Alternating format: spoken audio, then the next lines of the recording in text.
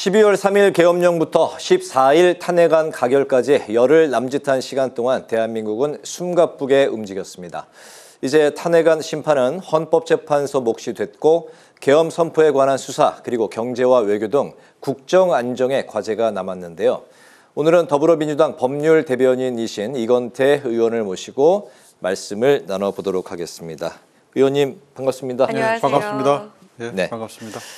우선 그 탄핵안 표결 결과부터 좀 이야기를 분석을 좀 해보겠습니다. 찬성 204, 반대 85, 기권 3, 무효 8표가 나왔는데요. 찬성의 기권 또 무효를 합치면 총 23명의 여당 의원이 국민의힘의 이제 당론을 따르지 않고 이탈한 것으로 이제 분석이 되고 있습니다. 탄핵 표결 결과에 대한 그 민주당의 입장부터 좀 들어볼까요? 예. 일단 탄핵 소추가 가결돼서 국민의 뜻이 반영이 돼가지고 그 결과에 대해서 아주 다행스럽게 생각을 합니다. 네. 근데 이제 찬성표가 저희들은 제 생각은 한 20표 이 정도는 나올 거라고 생각했는데 20표요? 예, 220표를 말씀하시나요? 아니, 우리가 192표니까 거기 네. 플러스 20표 네. 이 정도 생각했는데 제 생각보다 좀 적게 나왔어요. 네. 그게 아마 국민의힘 중진들이 찬성하겠다고 의견을 밝힌 분들이라든지 또 찬성할 걸로 보여지는 의원들을 상대로 좀 집중적인 설득을 했던 게 아닌가, 그게 좀 영향을 미친 게 아닌가 그런 생각이 들었습니다. 네. 근데 이제 그 계엄 해제 요구에 동참한 국민의힘 의원이 18분이잖아요. 그리고 상설특검법에 찬성한 의원이 또 22분이거든요. 네. 그 18분과 22분의 중복에서 하신 분이 11분이에요. 대략 뭐 그 정도 숫자 12분이 이번에 탄핵 소추에 최종적으로 동의하신 게 아닌가 그런 생각을 가지고 있습니다. 두 가지 다 이제 기명 투표였군요. 그래서 이제 그런 분석이 그렇습니다. 가능하게 나오는군요. 예. 네, 알겠습니다. 네, 지난 주말에 그 탄핵안 2차 표결이 있었는데 그 표결을 앞두고 윤 대통령이 29분간의 담화를 발표를 했었습니다. 근데 가결된 이후에도 또 담화를 통해서 입장 발표를 했단 말이죠. 정치 참여를 선언했던 그 날을 떠올리면서 결코 포기하지 않겠다. 마지막까지 국가를 위해서 최선을 다하겠다. 이렇게 말을 했는데 윤 대통령의 담화 어떻게 보셨습니까? 국민들이 굉장히 실망하고 정말 대통령에 대해서는 이분은 빨리 물러나게 하는 수밖에 없겠다. 이렇게 생각하셨을 것 같아요. 지금 그 헌법 질서를 전복시키려고 친위 구테타를 한 거거든요. 법률적으로는 이제 내란죄. 그러면 반성하는 모습을 보여야 되는데 전혀 반성하지 않고 있잖아요. 그래서 완전히 일반 국민의 상황 인식과 동떨어진 인식을 하고 있다. 네. 전혀 반성하고 있지 않다. 이런 생각이 들고, 이런 부분은 헌법재판소 탄핵 재판 때도 재판에 반영이 될 거고 본인의 내란죄 수사에도 아마 반영이 될 겁니다. 반성하지 않으면 책임이 더 가중되지 않습니까? 네. 그렇게 생각하고, 만약에 진실로 이분이 그렇게 생각하고 있다면 이분은 그 소통을 평소에 안 하시잖아요. 소통을 하지 않으면 본인이 보고 싶은 것만 보고 듣고 싶은 말만 들어요. 그래서 혹시 이분이 소통을 하지 않은 그런 결과로 나타나는 현상이 아닌가, 또 그런 생각도 해봅니다. 네네. 이제 헌법재판소의 시간이 됐습니다. 공이 이제 헌법재판소로 넘어왔고, 오늘 그 주심에는 정형식 헌법재판관이 그 윤 대통령이 임명한 그 재판관인데 지정이 또 됐습니다. 원래 이제 그 비공식이라고 하는데 이례적으로 또 이제 알려졌네요. 바로. 네. 헌재가 오늘 그 첫 재판관 회의를 또 가졌었고, 국회는 이제 공석인 3명의 재판관 인사청문회 준비에 착수했습니다. 인사청문 특위까지 이제 꾸린 상황이고, 이제 포인트는 연내에 구인 체제가 이제 완성될 것인지, 그리고 재판관들이 또 정치 성향이, 사실 이제 헌법재판관의 정치 성향을 뭐 이제 가리는 것 자체에 대해서 뭐 설왕설래가 있습니다만, 어쨌든 굳이 또 이제 그런 성향들도 나뉘어지고 있는 것까지 이제 이야기들이 나오고 있는 상황. 탄핵 심판의 변수를 꼽히고 있습니다. 어떻게 보고 계실까요? 연내에 이제 인사청문회를 해서 연내 헌법재판소 구인 체제를 완성을 시키려고 하고 있고요. 그건 네. 그렇게 될 걸로 보여집니다. 이제 그게 이제 국회의 책무고 또 사실 많이 늦어졌잖아요. 여야 간에 이제 후보 추천과 관련해서 의사 합치가 안 되는 바람에. 근데 누가 임명을 했느냐 헌법재판관을 네. 뭐 그게 국회 몫이었느냐 대통령 몫이었느냐 또 민주당 몫이었느냐 국민의당 몫이었느냐 이런 걸 가지고 헌법재판소의 결론이 달라질 것이다 이런 얘기들이 있는데 네. 저는 그렇게 보지 않습니다. 네. 첫째는 이제 이 사안이 워낙 명확합니다. 사안이 명확하고 또 굉장히 중대한 사건입니다. 그렇기 때문에 그 누가 임명했든지 관계없이 또 헌법재판관이라는 분들이 그냥 그 자리에 간 분들이 아니잖아요. 많은 검증을 통해서 실력이라든지 인품이 검증된 분들이고 물론 이제 본인이 진보 성향이나 보수 성향이나 약간 경향의 차이는 있을 수 있겠지만 이것은 그런 경향의 차이를 훨씬 넘어서는 매우 중대한 사건이기 때문에 저는 만장일치로 탄핵 인용 결정이 내려질 걸로 예상을 하고요. 6인이 됐든 9인이 됐든 마찬가지로 그렇습니다. 예. 박근혜 대통령 때도 만장일치로 결론이 내려졌는데 박근혜 대통령의 탄핵 사유에 비하면 이번 사유는 매우 명확하고 훨씬 중대합니다. 그렇기 때문에 저는 헌법재판관들이 국민을 위해서 또 국가를 위해서 올바른 결론을 내주실 걸로 확신합니다. 중대한 사안이고 명징하기 때문에 그렇습니다. 예. 헌법재판관들의 정치적 성향은 예.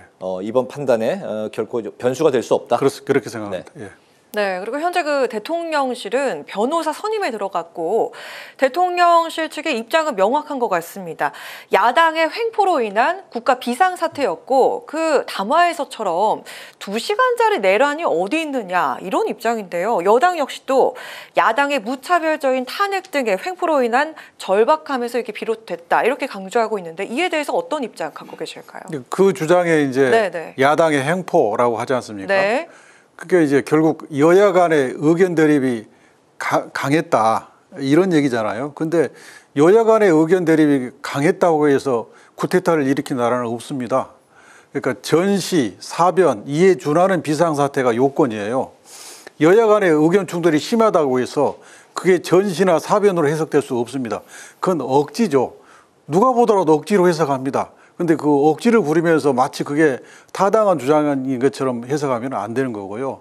더구나 한덕수 총리가 국회에 와서 뭐라고 그랬습니까? 이것은 요건, 실체적 요건이로나 절차적 요건으로나 하자가 많은 결정이었다. 그래서 잘못된 거다. 이렇게 말씀을 하셨잖아요. 그러면 국무총리가 정부를 대변해서 그렇게 얘기를 했단 말입니다. 절차상, 실체상 하자가 많은 비상계엄 결정이었다.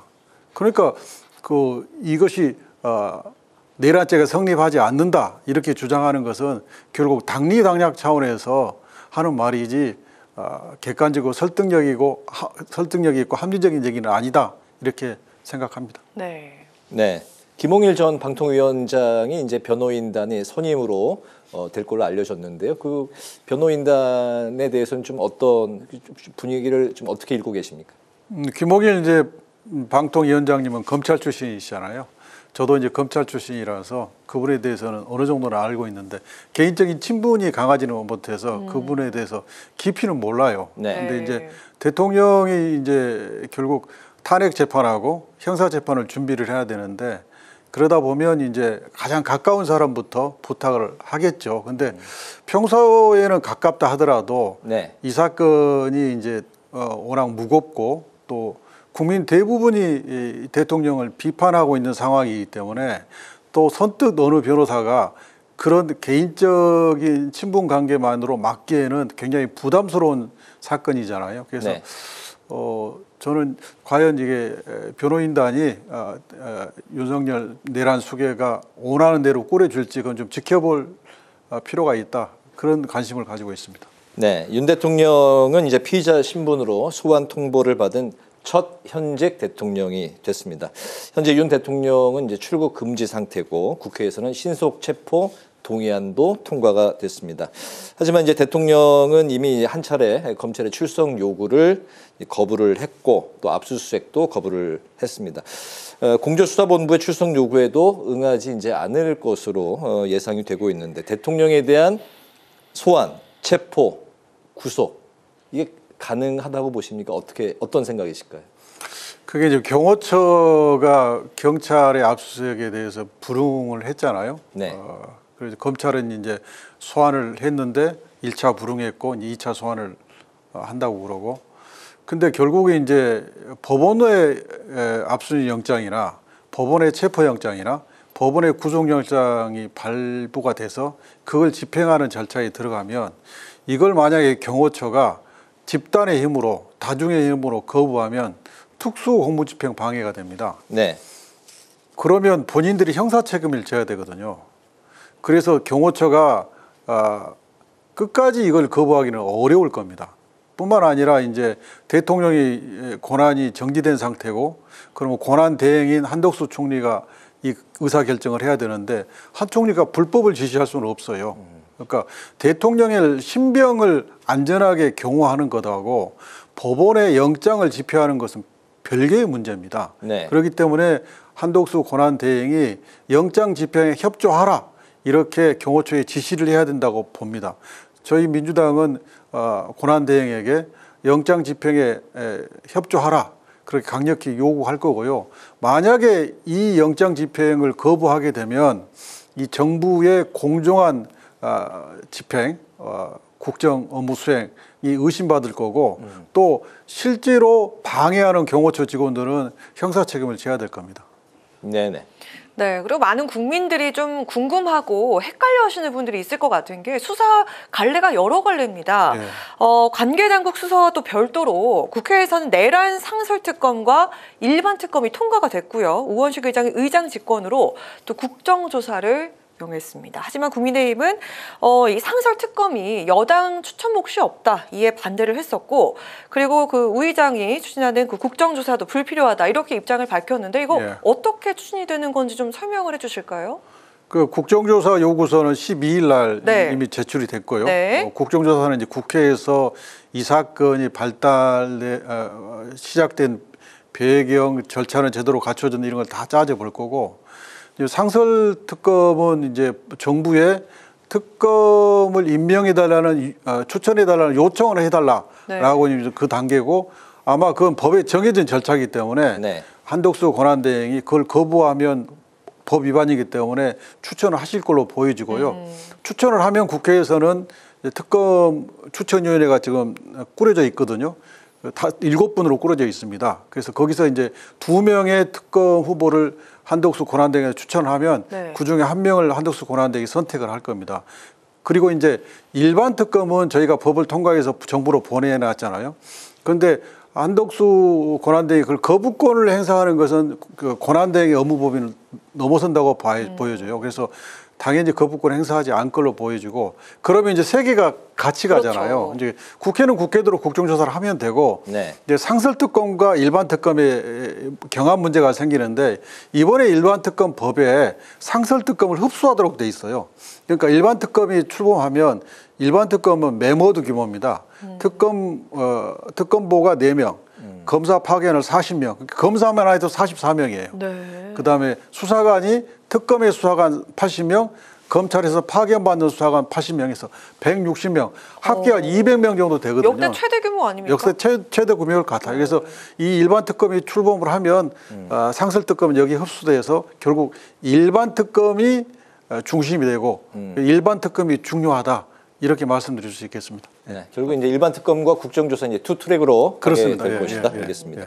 현재 국민들이 이제 가장 바라는 건 현재 이제 불안한 이 전국이 빨리 종결되고 이제 국가 이제 안정을 되찾는 일일 텐데요. 경제적인 타격이 이제 심하다고 하고 연말 송년회도 다 이제 뒷전으로 미뤘고 그런 가운데 국회의장이 탄핵안이 이제 가결되자마자 바로 연말에 송년회도 다들 좀 가졌으면 좋겠다. 그렇게 말씀하시죠. 시장이 굉장히 지금 안 돌아간다. 그런 이제 우려를 이제 말씀하셨는데 여당은 그 이재명 대표가 제안한 국정안정협의체에 대해서 좀 단호하게 지금 거부하고 있는 상황입니다. 현 시국에서 정치권이 가장 먼저 좀 달려들어야 될 그런 이제 시급한 현안이라고 할까요? 지금 어떻게 보십니까? 그 지금 이제 우리가 민생을 얘기하잖아요. 그러니까 지금 국민의힘은 지금 뿔이 나 있는 것 같은데 네. 이제 좀 정상을 회복해서 지금 대통령의 직무가 정지돼 있으면 당연히 국회가 중심이 될 수밖에 없잖아요. 그래서 한덕수 권한대행과 국회가 중심이 돼서 민생을 회복시키는 일을 지금 바로 착수해야지요. 그래서 국정안정협의체를 지금 저희 이재명 대표님이 제의를 했는데 국회하고 정부가 힘을 합쳐서 이 위기를 극복하자는 거니까 국민의힘도 빨리 참여하기를 바라고요. 좀 최대의 문제가 내수 부진 아닙니까? 네. 내수 부진. 수출도 좀 어렵고 내수는 더더욱 어렵고 그러면 경제 전문가들이 다 그렇게 얘기합니다. 재정이 역할을 해야 된다. 재정이 그 내수가 좀 살아날 수 있도록 재정을 좀 풀어서 역할을 해야 된다. 그러려면 정부하고 국회가 힘을 합쳐서 이 문제를 해결해야 되거든요. 이 문제부터 집중해야 된다고 생각합니다. 네네. 네, 그럼 이재명 대표가 제안한 그 추경 신속한 논의가 필요하다 이런 입장이실까요? 그렇습니다. 필요합니다. 예. 네, 저희가 마지막으로 좀 시간이 남았는데 하시고 싶으신 말씀 있으시면 저희가 시간을 좀 충분히 드릴 테니까 이 기회 통해서 네. 마지막 마무리 좀 예. 네, 멘트 부탁드리겠습니다. 그 45년 만에 이제 긴급 비상계엄이 선포됐는데요. 이것은 이제 불법 위헌 비상계엄일 뿐만 아니라 전 세계인이 볼 때 대한민국은 아시아에서 모범적인 민주주의 국가로 이미 평이 나 있었어요. 네. 그러니까 이 불법 위헌 비상계엄이 선포되니까 전 세계인이 깜짝 놀랐죠. 아니 어떻게 한국에서 이런 계엄이 선포될 수 있느냐, 이런 친위 쿠데타가 일어날 수 있느냐, 민주주의 후진국에서나 일어났다고 해서 깜짝 놀랐죠. 그러면서 네. 역시 한국도 민주주의 후진국이었나 이런 의구심을 갖게 됐죠. 이게 이제 우리나라의 국격을 심각하게 추락시키는 그런 우리로서는 큰 손실이죠. 그런데 우리 국민들이 적극적으로 국회로 모여서 계엄군을 막아주고 또 국회 보좌진과 당직자들이 노태우를 막아주고 그래서 군이 국회 안으로 침입하고 본회의장으로 돌아왔음에도 불구하고 결국 국회의원들이 계엄 해제 요구를 의결할 수 있는 시간을 벌어줬어요. 네. 굉장히 국민들한테 감사하고 네. 또 우리 국회에 있는 보좌진과 당직자들한테도 감사합니다. 그래서 이제 150분 만에 계엄 해제 요구가 있었고 그래서 이제 불과 몇 시간 만에 계엄 해제됐죠. 또 이걸 보면서 또 14일 날 한 200만이 우리 국회 앞에서 모여가지고 탄핵 소추를 요구하고 그 요구를 받아서 어쨌든 국민의힘 일부 의원들이 협조해 주셔가지고 탄핵 소추 의결까지 됐습니다. 이걸 보면서 세계인들이 대한민국은 확실히 민주주의 국가구나. 저런 예상치 못하는 의외의 변수 그게 발생했음에도 불구하고 민주주의를 신속히 회복하거나 그것도 쿠데타를 무력이 아니라 국민들의 힘에 의해서 평화적인 힘에 의해서 이걸 제압해 버리는 거구나. 과연 전 세계에서 쿠데타를 이런 식으로 민주적인 방법으로 평화적인 방법으로 제압하고 해결할 수 있는 나라가 어디에 있을까? 경탄하는 것 같아요. 그래서 네. 우리 국민들이 참 위대하다. 저는 그렇게 생각하고 이런 국민들을 대변하는 국회의원이라는 게 정말 저는 자긍심이 느껴집니다. 그래서 국민들의 뜻을 받아서 빨리 헌법재판소도 오늘 27일 날 준비 절차하겠다고 발표했더라고요. 네. 그 말은 헌법재판소도 이 사건을 매우 신속하게 결정하겠다는 의지를 표현한 거거든요. 그래서 헌법재판소도 이 사태가 빨리 수습되도록 하실 걸로 예상을 하고 또 국민들이 그날이 그 결과가 나올 때까지 계속 좀 힘을 모아주셔서 가셨으면 좋겠습니다. 국민들한테 정말 감사드립니다. 네, 떨어진 국격을 국민이 다시 끌어올렸군요. 그렇습니다. 예. 국민이 위대하고 희망이다라는 마지막 우리 국민은 말씀. 정말 위대하십니다. 네. 오늘 파워 인터뷰 오늘은 윤 대통령 탄핵안 가결 이후 정치권의 과제와 국정안정 방안에 관해서 더불어민주당 이건태 의원과 관련 말씀을 들었습니다. 오늘 말씀 잘 들었습니다. 예. 감사합니다. 고맙습니다. 감사합니다.